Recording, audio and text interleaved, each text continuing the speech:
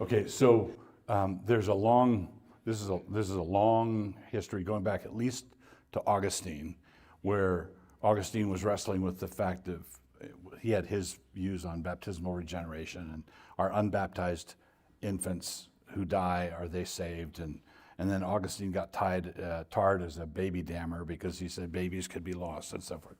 But generally speaking, in the modern era, saying the last 200 years, there's been a general consensus among Reformed thinkers and theologians that infants who die are not damned.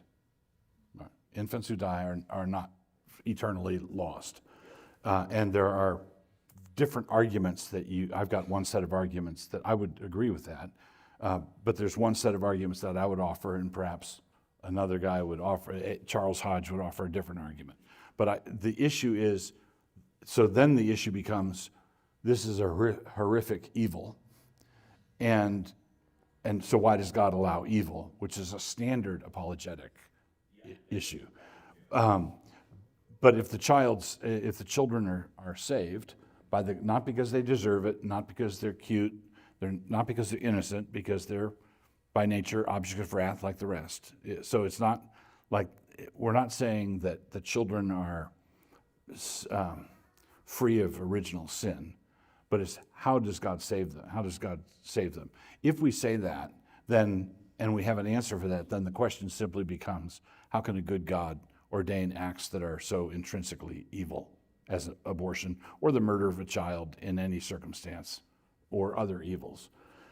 But once you're on that territory, you can see that, and this is the verse that did me in when I was becoming a Calvinist. This was the thing that, in Acts 4, it says that Herod, Pontius Pilate, and all the Jews did what God determined beforehand should happen.